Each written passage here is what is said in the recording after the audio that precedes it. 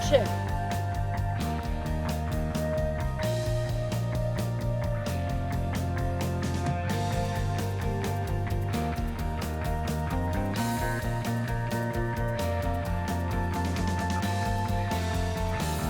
Then Charlie, take one. And cut.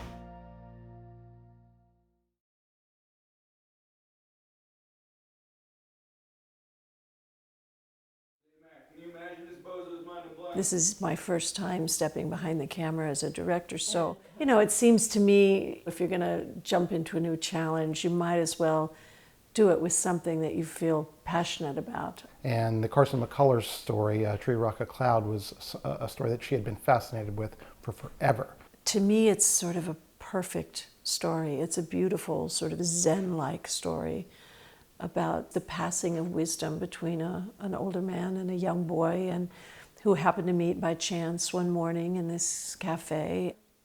You have three main characters, all three males, all three at very different ages in their life, and I think it's such an interesting story to see how the three of them interact. So I play Leo, and he is the manager, or maybe the owner of the cafe that the young boy wanders into. And Leo's kind of a grumpy, bitter guy, and he takes some enjoyment in giving the man, the transient that Jeff plays, a hard time. I play an old man who has gone through a bit of a life-changing experience. He's kind of quiet, and then he opens himself up, and then he leaves kind of mysterious. And in the process of the tale, he attempts to pass on what he has learned from this experience to a 12-year-old boy. He doesn't really feel like he can tell the story to that many people, but that he comes up to this boy and he tells it to him. I thought it was very intriguing. I began to think of wanting to do a film of it. And I drove by this place not far from my home. It's in a town called Sandusfield, Massachusetts, called the Silverbrook Cafe.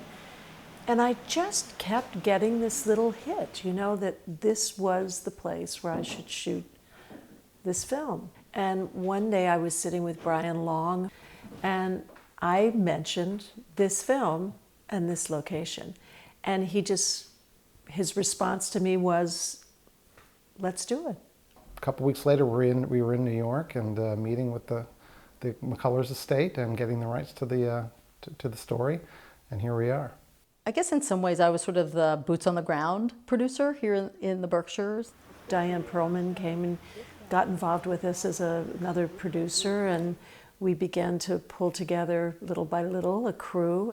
And the first person I introduced Karen to was our director of photography, Rick Sands. I've known him for 25 years. He's done all kinds of shooting around the world, but he lives here. She asked me if I'd be interested in shooting this, and I was thrilled, and even more thrilled after I read the script. And when Karen said that she was shooting a period piece, this was 1947, and it might be black and white, there was really only one person that I thought of. The story revolves around a conversation, and the conversation is so interesting. Just like composition, you're framing out everything you don't want to see, and color also, to me, becomes a distraction. It was Karen's choice. I felt to make the film in black and white gave us a kind of place to sit in time. So Rick came on board, and then one of my oldest and dearest friends in the world is a wonderful production designer, and her name is Christy Zia. Working on a period film is difficult always because very little can actually be used that you see. So it's about figuring out what you can keep and what you have to change. She transformed the Silverbrook into this 1947 cafe that looks so beautiful on film. I mean, it was an extraordinary crew of people that came together to make this happen, and Diane had a huge impact on that, bringing that group of people together. Everybody is there because in their hearts they want to be there, and that's nice. You know, that's kind of what indie filmmaking is, you know, whatever it takes to get to the end result. And I feel like the beauty of the story and the way it affected people when they read it, they just wanted to be a part of the telling of this story. So I I chose my material well. I'd rather be in. Karen has an extraordinary innate idea of what it's like to be a director, I think. She has an incredible facility with actors because she is one herself. Karen has been a fan of Jeffrey for a long, long, long time. I think he is a master of the craft of acting, the art of acting. And I think for as long as I have imagined wanting to work on this particular story, I've always imagined wanting him to play this role. She said, "Would you take a look at this?" I said, "You betcha." And I took a look at it and said, "Oh God, why not? This is lovely." So it was easy. James McMenamin is an actor that I met maybe 4 or 5 years ago. I just have the most fun with him, and he's such a wonderful chameleon of an actor. And I knew that this character, which is somewhat one-dimensionally written on the page, would develop a wonderful complexity in his hands. She will let an actor find their story. She'll let an actor find a path, let an actor find a character, but she will pick at the specific in a really good way. She won't let anything slide by, and she's interested in the minutia and the storyline of every single character in the process. We're just going to give you a little continuity on the newspaper, James, because we might have to intercut with what we were doing yesterday.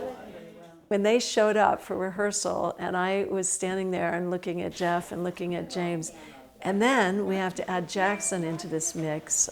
We auditioned a number of young actors, and Jackson came along, and about 10 seconds into the audition, in my heart, I said, "Oh, there we go. That's the one." I was really nervous because I had never worked on a film before, but once I got in there, Jeff was really nice, and I knew Karen a little bit before, and Karen was really nice.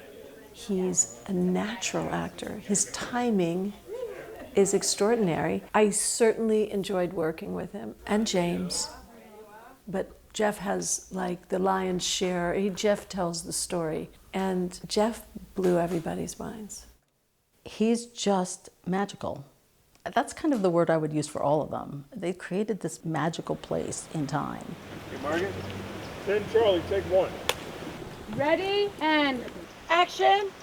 We also discovered things by letting the camera roll and the scene continue, even though it was supposed to have been a cut. There were 2 or 3 times at least that we kept rolling the camera and magic happened. And we're all looking at each other. This is amazing. Karen has a wonderful combination of being collaborative, but also she knows what she wants, and she's going to try and get it. But if in the process she sees something that would also work, or that she maybe even likes better, that works too. One special thing about the shoot is we try to get as much crew local as possible. This was a Berkshire production from soup to nuts, and that was very exciting. And we got a lot of support from the town of Sandusfield. People are so cooperative and so friendly, and they really want to help. They want filmmaking to be here, and you sense that. Even a small film like this makes a huge economic impact, but also it shows off the Berkshires. It's an amazing place to live and work and make movies, and so we hope that this film sort of spotlights that. I think watching Karen evolve into a film director has been a wonderful experience. My hopes for this project are that at the end, Karen has an enormous smile on her face and a great feeling of satisfaction that she has brought to life this story that has meant so much to her for many, many years. I would love to see this little story and this film get as much exposure as it can, because I just find it so beautiful. We also want to get sort of Carson McCullers back out there as a writer to the educational sector so that her writings don't go unnoticed or buried in the next century. Whether that's in elementary schools or high schools or universities or in whatever educational piece, we can get involved with. The Carson McCullers Center has been a huge supporter of this project, and Karen is going to Georgia to speak with the film, as well as, I guess, Carson had a pretty large international following, so Karen's been invited to go to Rome to screen the film as well, and that's a huge honor. I think that this film will take us on its own journey. You know, I don't really see it necessarily being about us figuring out what we want to do with the film, but I feel like the film will tell us where it wants to go, and we'll follow as it sort of finds its way. So I'm just along for the ride.